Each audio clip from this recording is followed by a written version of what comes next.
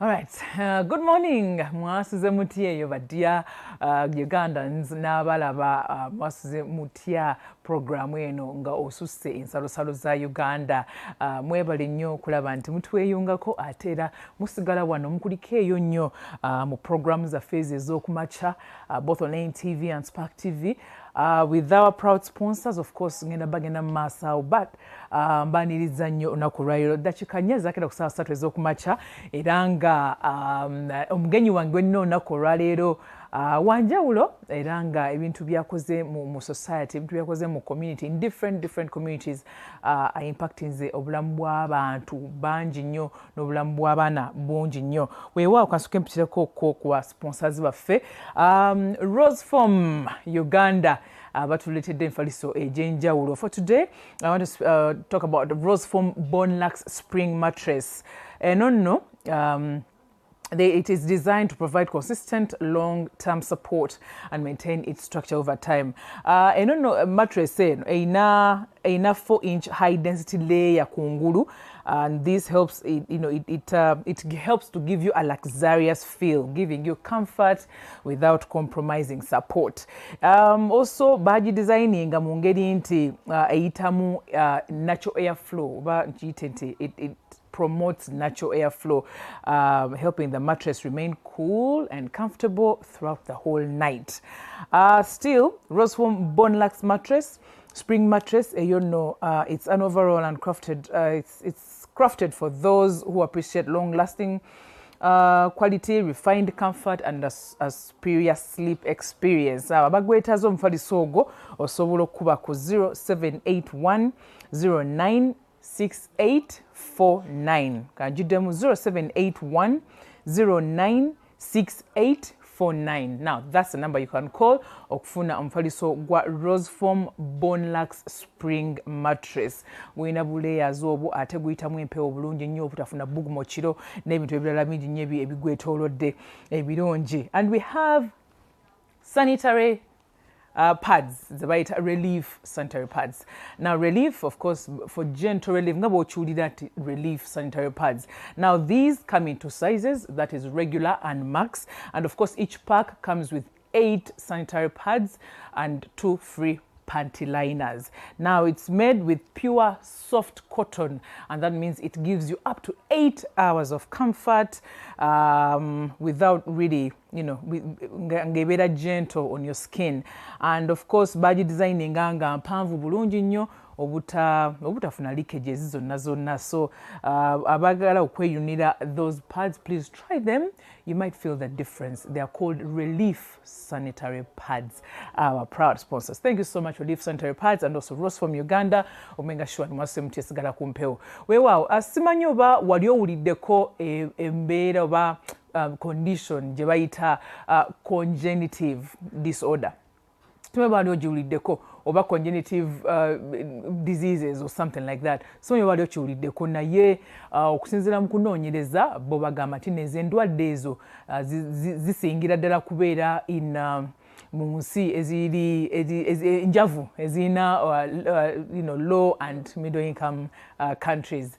Ezo nno gy'osinga okusanga endwadde bwezityo. Simanyi bwekumbira wano kubanga omukyalo ono gwe tukyaza olunaku olwaleero agenda kuba abitunnyonnyola bikwata ku kibifaanana bitya. Waliwo omulamwa gwe tulina olunaku olwaleero tugenda kwogera ku abaana abazaalibwa n'obulemu ku mubiri naye ng'ate busobola okutereezebwa mu ddwaliro. Abasawo ne bakola omulimu ogw'amaanyi ennyo, ne bakola operation ate omwana ne bamujjanjaba paka waawona.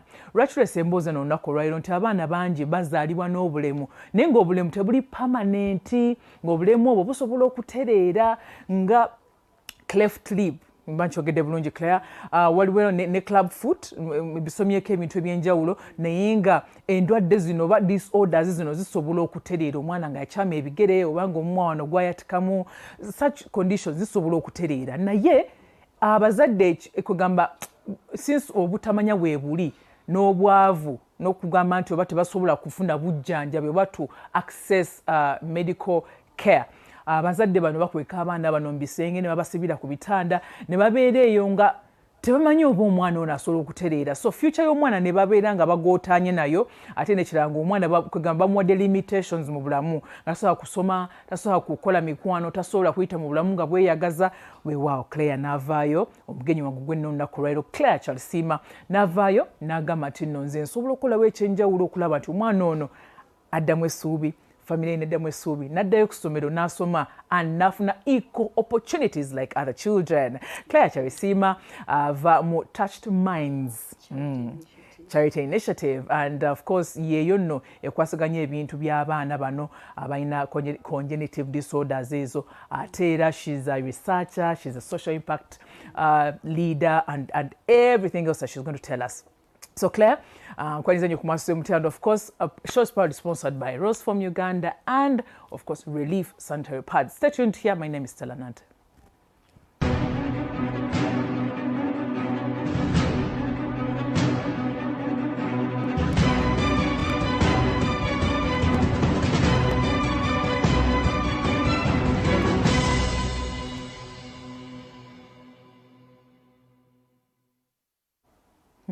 Nziramu kwaniriza NTV ne Spark TV abalayi baffe abali eyo, mwebali nnyo, mwebali ddala kuba mukyekumidde wano. Ndine Claire Kyarisiima without kadde kunanga sinnakatuulako. Claire, nkwaniriza nnyo ku MwasuzeMutya era weebala okubanga nti nno zze bambi otuzzeemu essuubi, otuzzeemu amaanyi, kubanga abazadde nkimanyi bw'ozaala omwana oba oyagala oba omulowooleza ebintu ebinene byokka, birungi byokka, naye bw'azaalibwa ne zino conditions ate ne tuyingiramu obutamanya nti oba zisobola okutereera wewava obuzibu awo, ate naawe n'ovaayo n'ogamba kobeere part of the solution to that problem. Wasuze otya mukwano? Nase bulungi Stella. Yes. Good morning. Good morning. Abatulaba mwina MwasuzeMutya, tubaniriza ku program yaffe ya MwasuzeMutya. Join us and we enjoy the conversation. Thank you. Okay.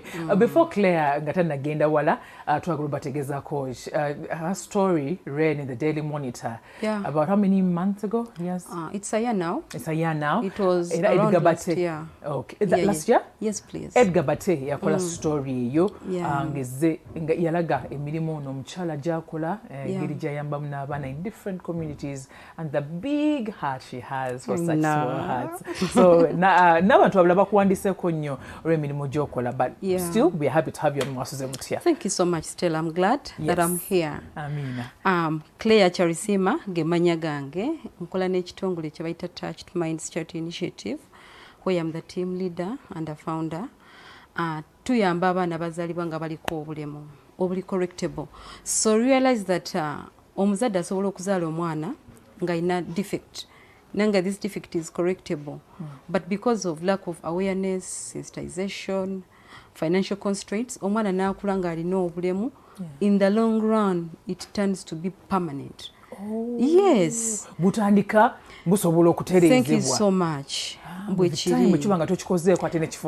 Thank you so much. Have you ever been walking in town nosanga omuntu nga mulema in quotes nga aliko obulemu, but every time you see that person ng'obulemu obwo bwali busobola okutereera, it simply means nti omwana ono bali basobola omutereeza nga akyali muto. Naye nga bwe nkugambye, lack of awareness, myth and taboos like surrounding those defects, omuntu n'akula n'atuuka mu biseera eby'amaaso n'afuukira ddala omulema, naye nga condition eno eba esobola okutereera nga bukyali.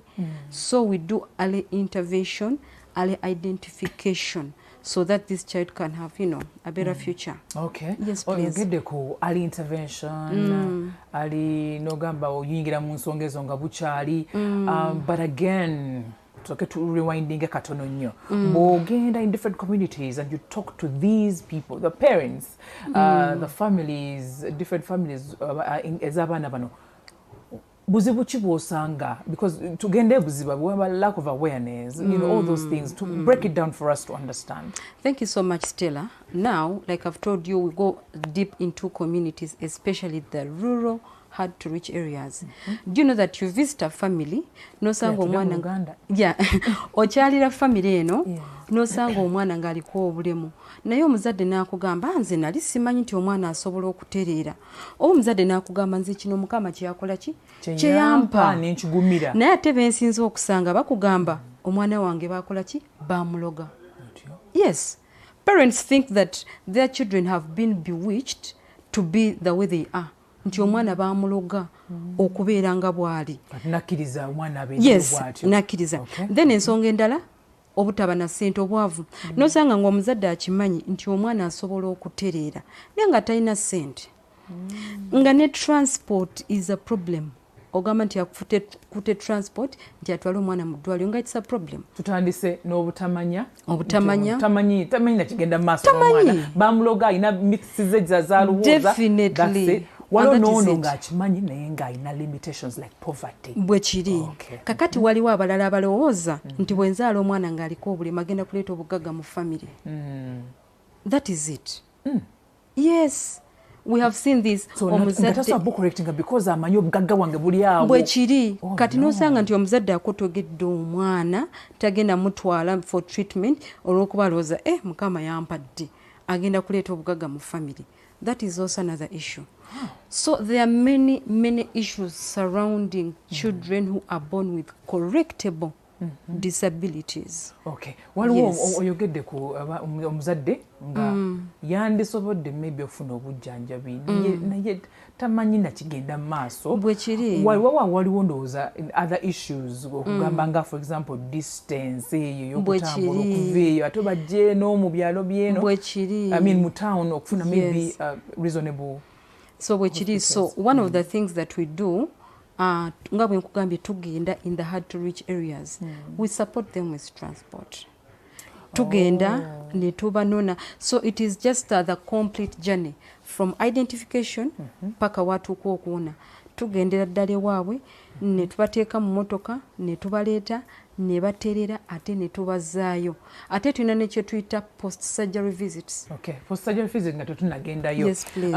Nsigira ekifaananyi Claire otambudde ne ttiimu yo mugenda kati kunoonya abaana bano abaliko obulemu obusobola okutereera.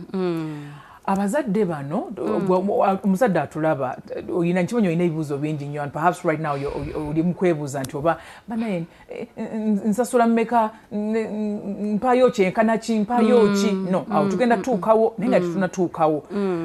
Mbulira gwe ne ttiimu yo gye muvudde ku office. Yes, please. Mutambula mumanya mutya nti kino ekyali kiriko abaana bwe bati. How do you identify where the communities where there is need? Bwe kiri. That's a very good question, Stella. So tukola bwe tuti. Tukola with the local leaders. Tukola ne baita community development officers. Then tugenda ku LC. Kati ba chairman bano babeera bamanyi families zino. So tusookera ku district ne tweyanjula kubanga tubeera tulina MOU with those districts ne tweyanjula ne tugenda LC nakugamba family eno erimu omwana ali bwati family eno erimu omwana ali bwati ne bwati. So that is how we identify these children. Tetulumba bulumbi kyalo nti tugenze tutandikira ku district then ne tukola awareness campaign.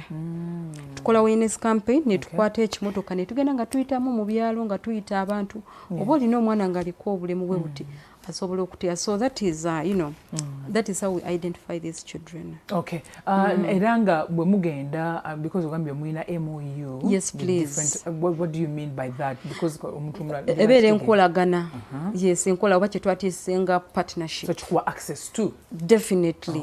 Okay. Yes. Abakulembeze abo tebaliimu kyekubiira because all families ezisobola okuba nga zirina obusobozi naye nga just tebaagala.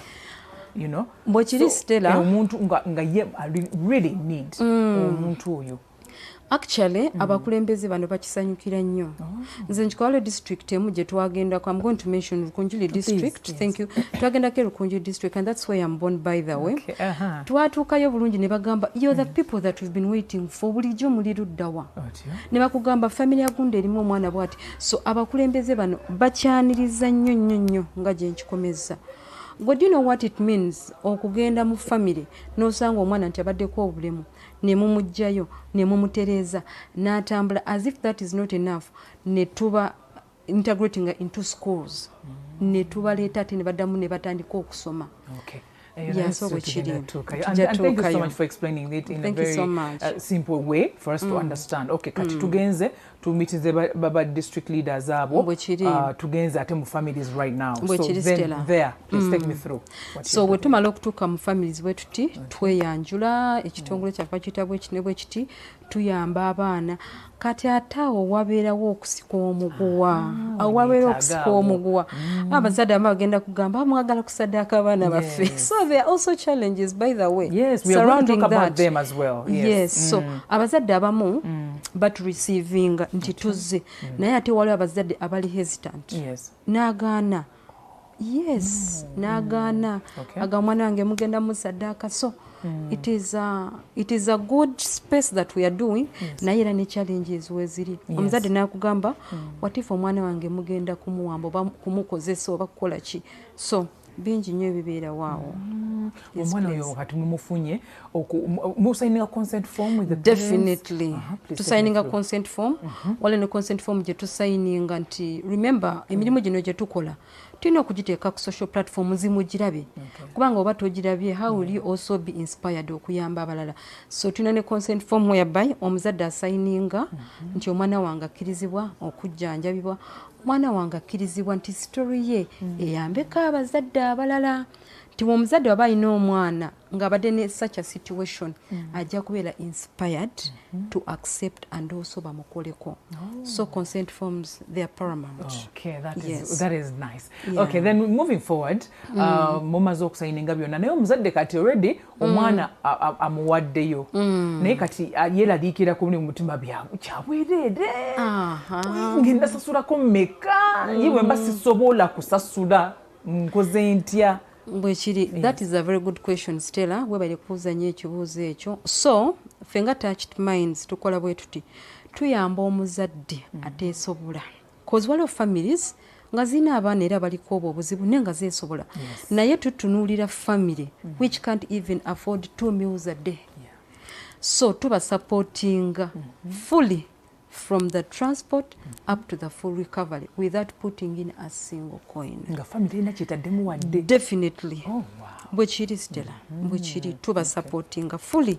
Okutandika ku transport nga amaze n'okufuna surgery yonna ng'omuzadde tataddemu yadde na 10. Ate even when they are going back tubakoleyo ka shopping. Oh. Yes, why not? Wow. Tubakoleyo ka shopping. Yes. Omwana ono kati mumututte probably wabeerawo abantu kakati tusa mutwala mu ddwaliro lyonna and I believe you have hospitals opartnerize nazo okukola emirimu gino egy'enjawulo. Please tell me about those hospitals and arrangement eri etya. Can I talk about can I mention them? Is that okay? The names of the hospitals. Please do. Thank you so much. Thank you so much. So tukolagana n'eddwaliro bayita kosu ly'abaana. Actually it is through okumanya kosu nti that's how Touched Minds bwe yatandika. Yes, nti nawulira nti wali eddwaliro erikola ku baana baliko obulemu. So bwe nti bwe nakola ki bwe natandika. So tukolagana n'eddwaliro eryo then wali balita Children's Surgical Hospital strictly abaana. Surgical Hospital. So to partneringa n'amalwaliro ago agali specifically mu baana. Bena branches bana abantu ba. Yes, they're in Kampala. So the course jokola nayo yes, branch bagita Eluda. It is Kisubi Entebbe Road. Okay. Then also the CSH naye eri Children's Surgical Hospital. Naye eri Entebbe munda. Yes. Abantu bano bakkanya na mwatuka mwafuna enkolagana ne muganda katugenda ku kola bwet ne bwet tuti. Actually, when batuukirya bagamba you're the people that we've been waiting for. Oh, really? Honestly speaking, sigenda kulimba. Bagamba mmwe betusinga okwetaaga kubanga kati bo osanga eddwaliro nga lyo ligenda kukola the treatment. N'ate bayinza obutafuna budde nti bagende eri paka ku muntu owa wansi. Kati ffe Touched Minds kye tukola tutambulira ddala nju ku nju. Sajja nayinza obutakwata ekkubo nti agende nju ku nju ng'anoonya omuntu. Kati imagine ekitongole kizze kigenda nju ku nju kubaleetera abaana bano abeetaaga obuyambi. So they are very, very, very happy to always see us. Okay. Ogambye family zino muziwa okuva ku transport. Definitely. Ne bagenda ku ddwaliro eryo. Ne batuuka wali ne basalawo omwana ono wakukola operation nabaki biki na consent omuzadde nayo aba yasayininze dda. Okay, operations ezo zitera kutwala bbanga ki, okuwona kw'omwana bbanga ki? That is a very good question, Stella. Ebiseera ebisinga different defects zina healing times ez'enjawulo, n'ebiseera ebisinga operation etwala like one day. Then the healing process, the healing process eyinza okutwala maybe like a month or two or even more. Naye mu process eyo ng'omwana avudde mu ddwaliro nga azeeyo waka, we always check on the tubakubira amasimu. Kubira esimu, how is so and so doing? Kati ali atya? Oluusi bafuna side effects because they are babies. Bwe bafuna side effects era nga tubakomyawo. So bwe kiri. Oh, okay. So operation eno otunyonyola tugamba mbuno etwala between one day to maybe 2 days. Kati waliwo kankweko some defect bagita hypospadias. Hypospadias omwana omulenzi azaalibwa nga tasobola urinating bulungi, kati eyo ebeera in different stages. Basobola okukola the first surgery ne baddako eyokulya oba eyokusatu. So bwekityo bwe kibeera nti different defects zina processes ez'enjawulo. So bwekityo bwe kiri nyabo. Okay. Tugenda ku ndabe akadde kato tusame kazi tulina. Okay, kandabe. Okay, tulina eddakiika mu kugenda mu kuwumulamu. Tugenda mu kuwumulamu katono nnyo naye bwe tukomawo, of course ndi mu kulaba ebibuuzo abazadde abamu bye bampeereza nga beebuuza we mwogera ku congenital disorders. Yes, please. Mutegeeza ki ze ziriwa mutulageko bye bifaanana maybe nyinza okubeera n'omwana ng'alina kyekimu naye nga simanyi nti kisobola okutereera. So tugenda kuwumulamu katono nnyo bwe tukomawo. Director Daniel agenda kuba nteera ebifaananyi ebyo nga producer bwe twabitegese. Omulabi waffe obirabe bulungi nnyo era obitegeere ate ofune ne information esingawo okulaba nti oyamba omwana wo. Tuwumulamu katono nnyo tofaawo. Kale kulika nnyo mu kuwumulamu okwo tukyagenda maaso ne MwasuzeMutya. It's 9:27 a.m. right now on a Tuesday, beautiful Tuesday like this. Mu kanyumero kaffe akasoose twabagambyeko ku mbeera oba omulamu gwe tuli mu kwogerako olunaku olwaleero. Tuli mu kwogera ku congenital disorders or defects or conditions. Obulemu ku mubiri naye nga busobola okutereera. Yes, obutereera. Okay, obulemu ku mubiri obutereera. And of course tulina omuntu mu studio, omugenyi waffe Kyarisiima ava mu Touched Minds Charity Initiative.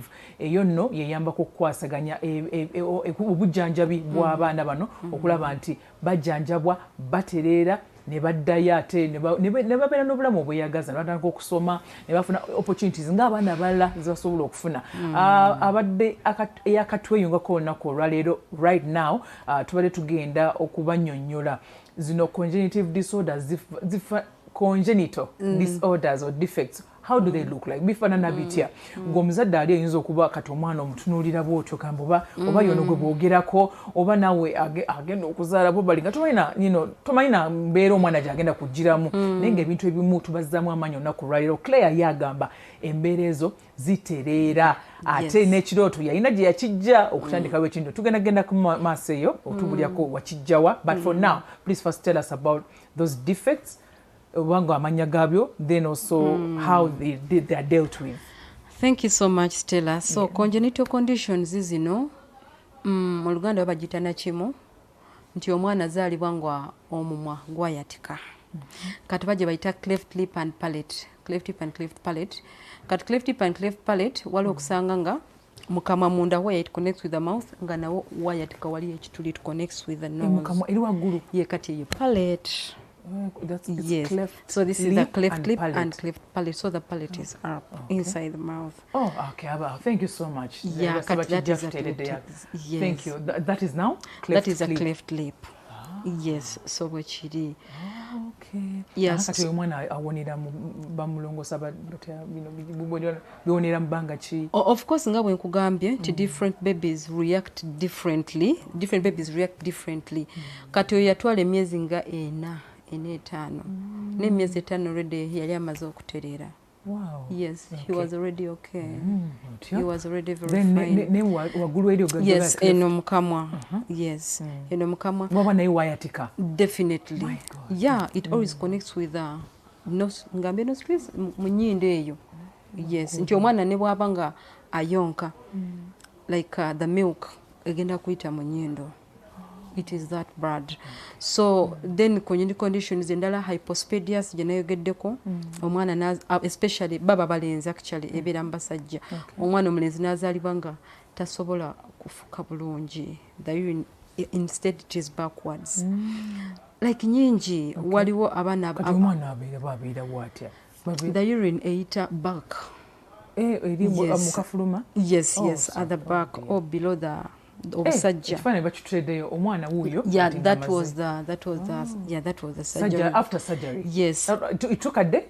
Yes, of course bagikolako like mu lunaku eba ewedde.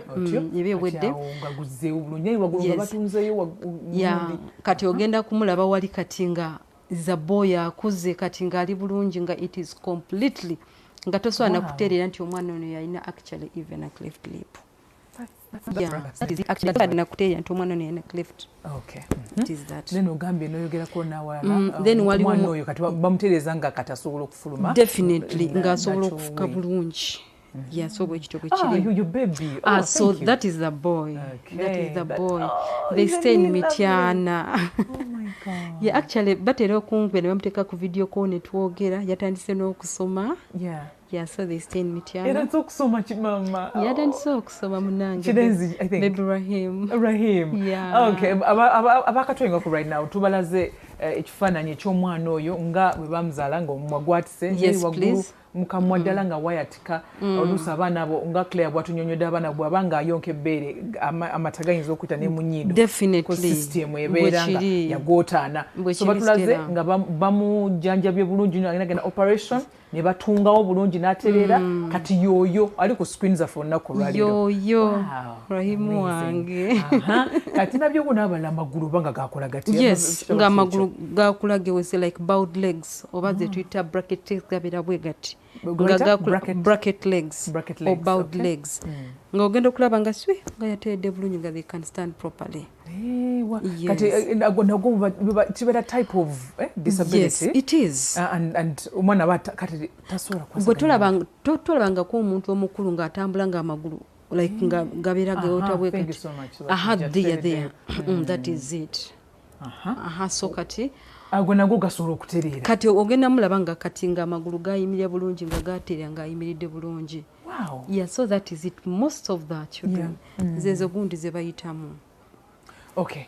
And of course bino byonna omuzadde abeera ndowooza balina ebintu si omwana that is club foot. Okay, tugambe ku club foot. What about it? Kati club foot omwana azaalibwa ng'ebigere bitunula munda w'ebiti.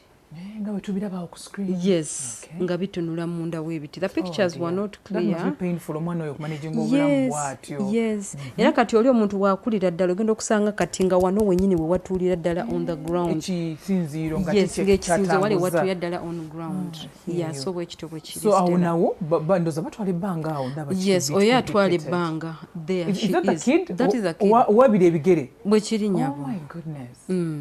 Oh my goodness, that's amazing. Yeah, that's the kid. Okay, bazadde baffe olunaku lwali twagala kubazzaamu amaanyi nti nno Mukama batakwerabidde ezo zonna conditions ezo Claire zayogeddeko zitubalaze ku screen olunaku lwaliro kitegene nti bisobola okutereera ate with such an organization abantu nga kagamba alina omutima omulungi agamba nze kambakwatizeeko nina abapartners benkola nabo omwana tumutwale mu ddwaliro tumutereze bulungi nnyo and then before you know it omwana ng'ali bulungi ng'ateredde. So please I take note of what Claire said in the beginning. Nagamba nti no sometimes abazadde condition eno tebamanyi nti esobola okutereera naye mu butamanya ate kikostinga omwana ekirabidde mu maaso nti condition esobola okutereera olunaku olwaleero n'otagifaako efuukamu obulemu obubeera permanent bwe kiri. Okay, mwebale nnyo omulimu omulungi gwe mukola. Weewaawo kati twogere ku partners abengi. You told me you're going to mention some of those partners you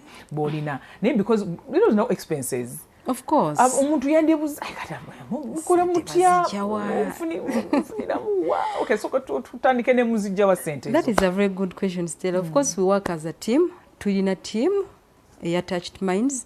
So besides Touched Minds tukola research. We are data assistants, research assistants. So we use part of of our per diems. Like, yes. Thank you for the correction. Tukolesa like tufuna contracts ne tukola nti project ya myezi ebiri like ezokola data collection research with different contracts ebyenjawulo. This is not touchments actually. So tugenda ne batwa contracts ne tukola ne batusasula.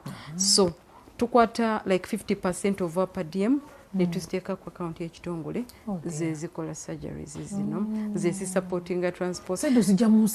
Definitely since but for us as a team yefe nga team. Yes. That means through operation treatment yonna after care byonna mwaba bifaako ne shopping y'omwana nga ddayo ewaka. But remember nti waliwo amalwaliro nga ga financinga like a percentage. For example eddwaliro egenda ku financinga 40% bwekiri nti 40% then the 60% nga ffe tugenda okukola ki okugiprovidinga. So bwekiri. So after care eyo tubulireko sometimes abazadde bano omwana bwaddayo ate mu mbeera eri ey'ekyavu tebalina ki basobola okukolamu ensobi omwana n'afunamu obuzibu ye bw'afuna obuzibu kyekikolebwawo. Kisobokera ddala kubanga tulina abazadde abatukubiddeko ng'omwana yafuna surgery kati mu kifo ky'okuba like that after surgery nga bamugamba eddagala likozesebwa oti omwana mu cleaning ebooti omwana n'atandika okufuna side effects baddamu ne batukwera ne tubakomyawo. Side effects ezo soka ozimbulireko nga ki? Side effects ezo kati ngenda kuwa an example. Waliwo omwana twamujaruwa ne bamutereeza cleft kati bamala omutereeza cleft amannyo ne gabeera affected ne gafuluma ebweru because of the lip. Negabeera affected after the operation. Yes, after the operation. Nti omuzadde bamugambye omwana mu cleaning bwoti muwe eddagala bwoti batuuka ne babeera reluctant. Kyova olaba tusigala tubakubira amasimu okubajjukiza mwana muwe eddagala mwana mu cleaning bwoti tukola bwoti ne bwoti ne bwoti. Yes, so all those. Oh, okay. And of course, moving forward, got to be clear. Simanyi chichi when right now ofunamu chichi chofunamu mazima ddala muguno omulimu ogusitoa bweguti gwetaaga obudde and all that. That's a bit ekibuuzo ekyo kiri tricky neze kyensobola okugamba. Olaba ekifaananyi kye twalabye wali ng'omwana before the surgery and after the surgery. Kati kiri ekifaananyi ekyokusatu kye twalabye nga ateredde. Nothing beats that.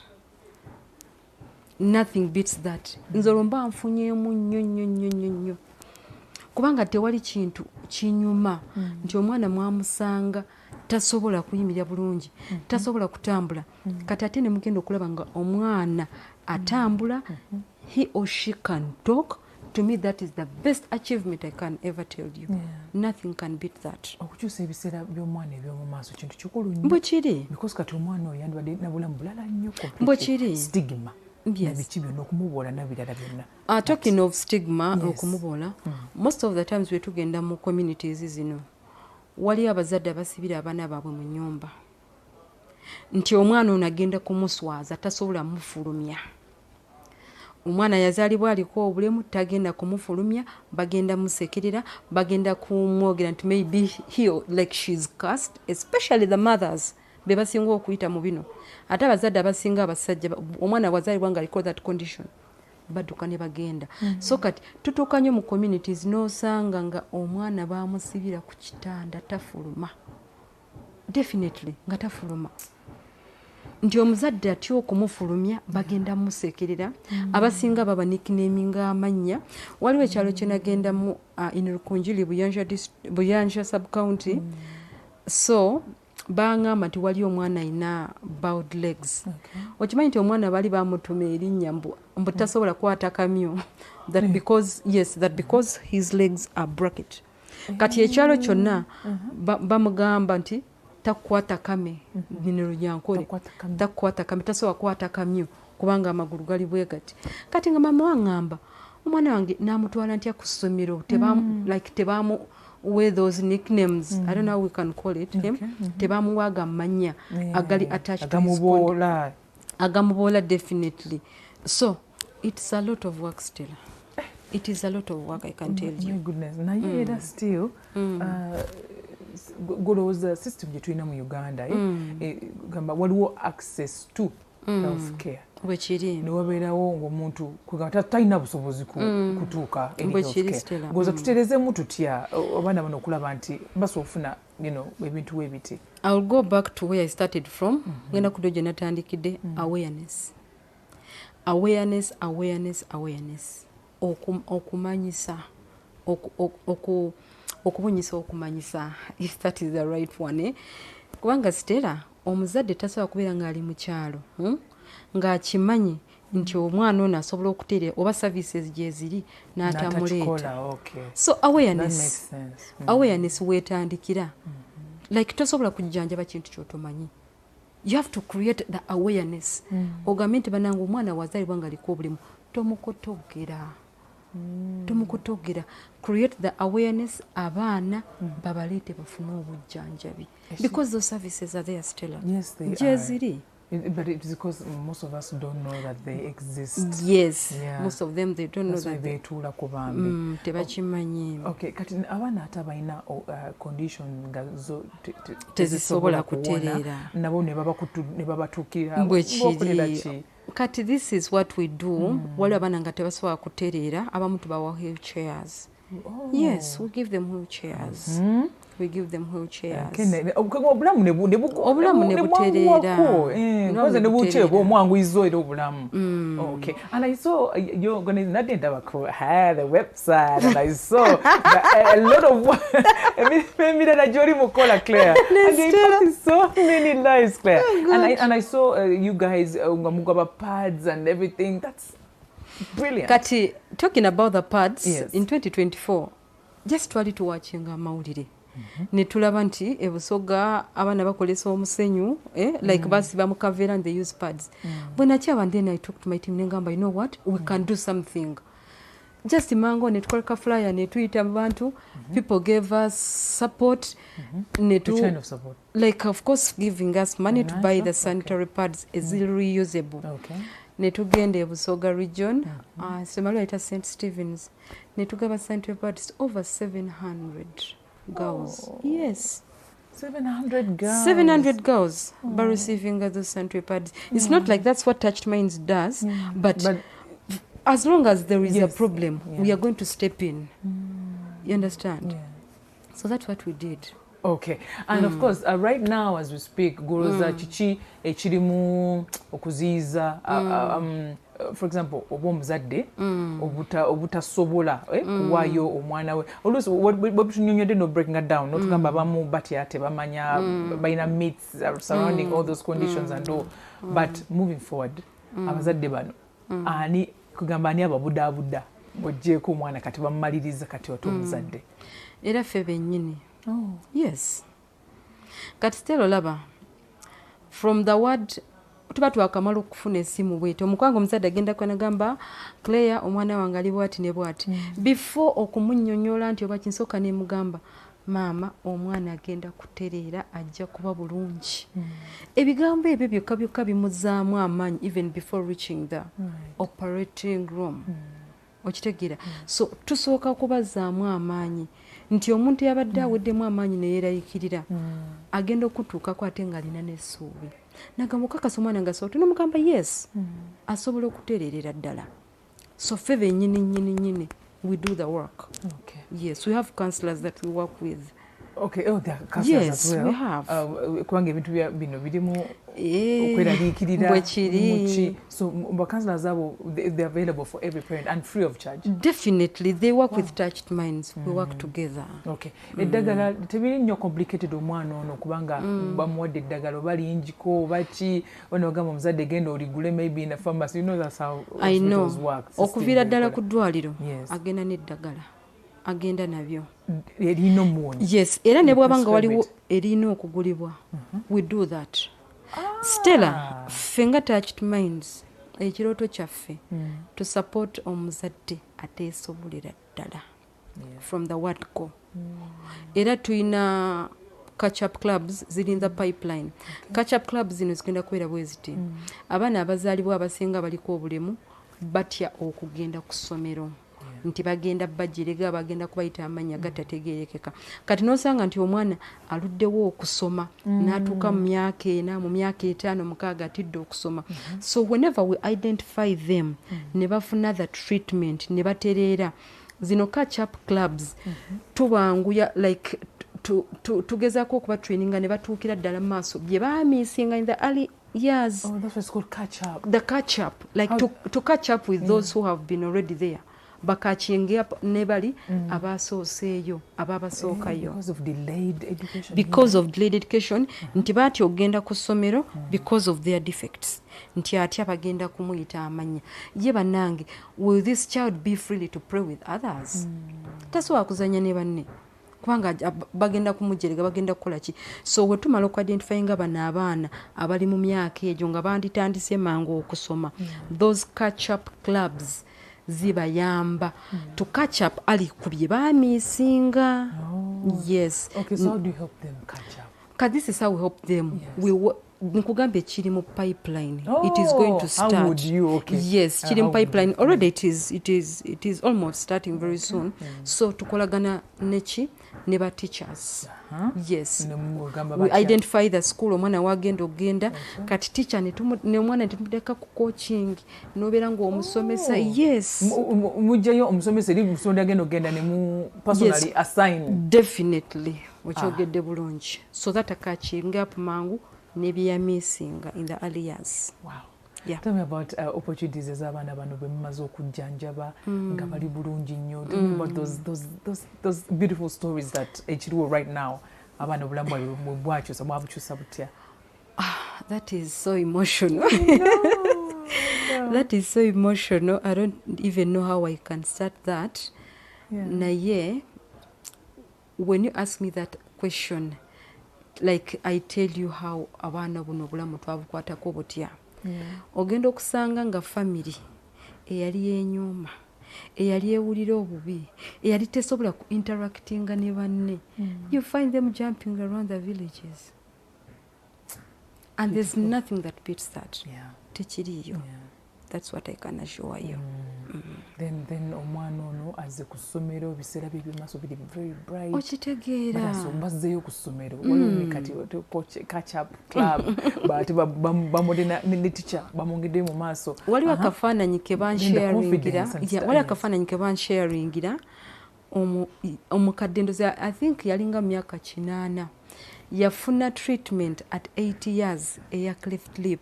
80? Yes, darling. Oh, she lived with it for the rest. Thank you so much. Now, Stella, I just want you to imagine how this woman grew up.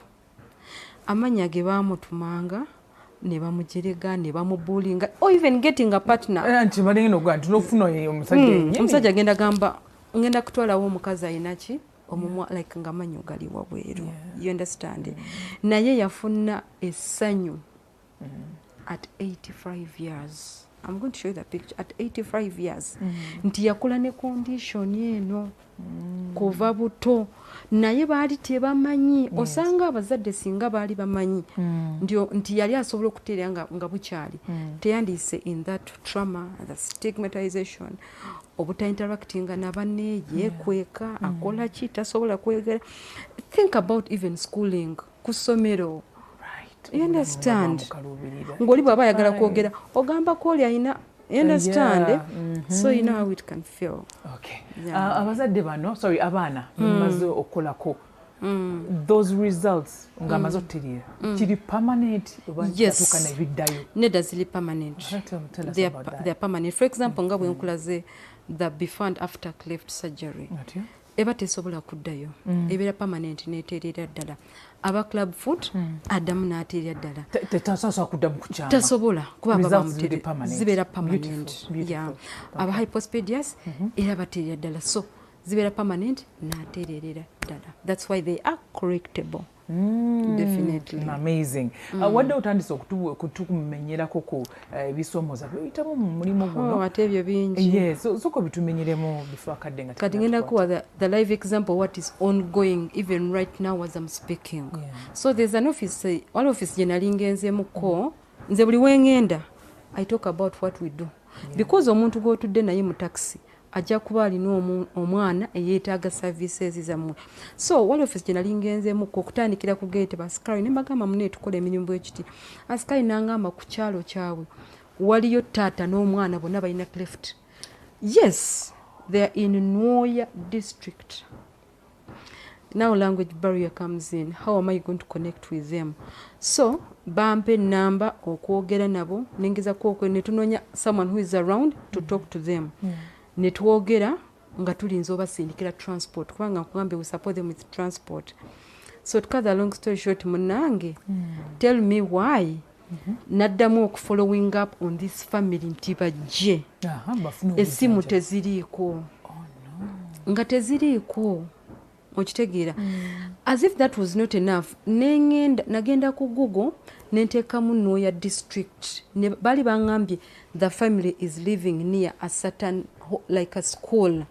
Kati nenkubira DEO wa district eyo nemugamba waliwo family eri bweti ne bweti mbadde nsaba obatuukeko like we are waiting for them. Yes, right. N'amasimu they will not pick up. So no sanga the help is there. Yes. But the yes. Even now it is giving us a time as an organization. We are waiting for them. We are waiting for them. But amasimu tegaliiko ne bw'oyagala bakutuuseeko nazo teziriiko network issues. So bingi Stella. Oh dear. Yes. Then there's still no kutuuka mu byali ebiri remote. Yeah. Don't you find challenges there? Bwe kiri naddala amakubo agayingirayo obukubo bubeera butonotonyo kubanga sometimes tugenda emmotoka ne tugireka ng'eri ku main ne tutambula ne tutuuka ku family. Yeah. Then reception ey'aba communities and parents and of course nga bwe nkugambye communities zina different myths and taboos. There is a community is in the Karamoja region. Omwana mbwazaalibwa ng'aliko obulemu bamutwala like nga mu nsiko ne balinda like a wild animal to come and eat kubanga abeera kikolimo mu family. No. Yes, it is happening Stella. Yes. Jesus. Okay. Kati abantu tulina omulimu gw'amaanyi okugenda to creating awareness in communities ezo. Okay, and that awareness, of course, nabyeka abazadde abali mukumbuza contact y'ekitongole kino so that abazadde abandyetaaze too bad tetulina amasimu ge bandikubyeko, but I believe abazadde bali eyo balina ebibuuzo bye bandyagadde okubuuza gwe nga gwe ate n'obuyambi bwe bibandagadde obatuuseeko.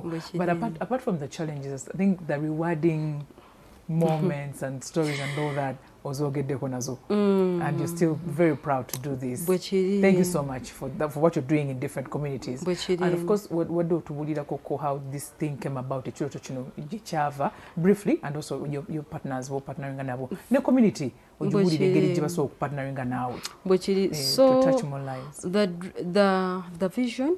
Yes, touched minds, yes. Touched minds idea eno yajja around 2016-17 era nali nkola data collection twali Embarara. It was with another consultancy firm. Kati oli ku bibyo nno yes. So kati bampa family gye nina okuvisitinga to do the interviews. Kati manfuluma nesanga bananga bazanya ki mu compound. But there was this one particular boy atazanya nenga alaga ngakola bwati ngalaga yaga kuzanya tasobola kola ki kuzanya kapiira nengamba like urachi to joininga banno kati ngeno mutuka ko nga ina clutches nga clutches butono boyo buti oyinza okungamba kyogamba litolabangako ku muntu yena ina clutches nalimba manyi, but I've never seen baby clutches nga butono. Mama. Kati my colleague we nali nkoze naye nangamba nti waliyo eddwaliro baliyita Kosu liri ekisubi bakola ku baana abo abaliko obulemu. Some conditions are free, others are subsidized. Okay. Nengamba so there is a hospital nti omwana wazaalibwa nga aliko obulemu so omutereeza. Nengamba singa family eno yali ekimanyiiko omwana ono teyandituuse ku myaka eno oba etaano ng'ali bwati. Yes. So kati muli nengamba you know what actually nagamba ngenda funa ekimotoka nteekeko ekizindalo mbere nga mpita mu byalo bannange buli alina omwana. That was the idea. Buli alina omwana aliko obulemu bannange mumuleteeko bwe kiti ekyeto bwe kyali. So to cut the long story short ne tutula with my colleague ne tunoonya erinnya ly'ekitongole you reserve the name, registered.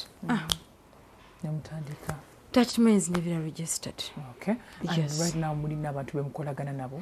Definitely. Ogamba in terms of partners. Let's mention partners, Yeah. hospitals and Thank all that. you so much. And also now oitene community because I Thank you believe so much, Stella. n'abalala bandyegadde okwegattako. Neyanza nnyo. There is Kosu Hospital. Kosu eriri e Kisubi.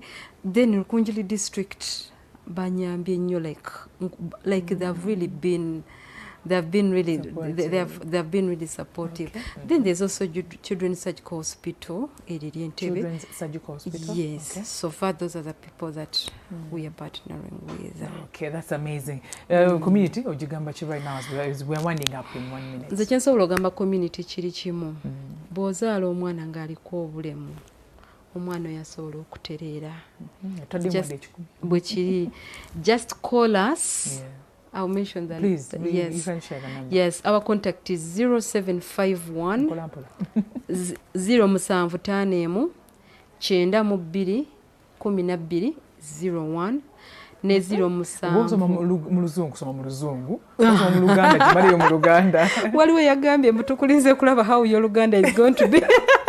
77 ate not em. Okay. Kale 0751 92 12 01 ne 0774 084 957. These are numbers zisobola otutuukirira. Okay. Damwe mu ya Airtel 0751 92 12 01 ne 0774 084 957. Okay. Claire, thank you so much. It's been a wonderful Thank you so much, discussion. Stella. And of course, Mukama yebale kuwa mutima ogwo ogufaayo eri abantu abalala ogwagala okuyamba. Maybe twetaagayo bakleya abalala nga 10. I know. Ate nanga nawe otuddeyo gamba banaye bakleya mwegaseeko ntya asomye ennamba ze and of course osobola omunoonyako nawe omuzadde ayina ebikutawaanya omwana ono ng'ayina disorders Claire z'ayogeddeko. Tulaze ku screen wali mwami Sebakijja abateereddeyo ebyenjawulo.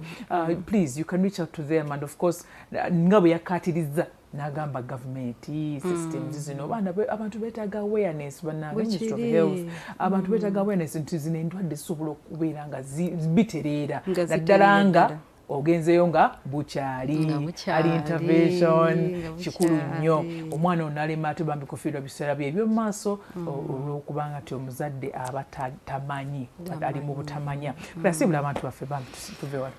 Abantu baffe mwebale kubeerawo mwebale kutulaba. Let's make the world a better place for our children. Okay. Then nina akatale keka kenjagala okwogerayo koye nti child protection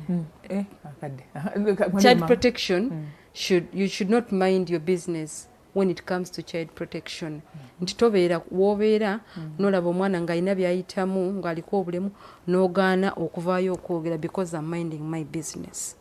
It is our responsibility, all of us. Kale, thank you so much, Claire. You're most welcome, Kyarisiima, Touched Minds Charity Initiative. And also, of course, Rose from Uganda and Relief Sanitary Pads. Ne team yonna gye nkoze nayo nakubayiro mwebale nnyo mwebale ddala Mukama bankumire.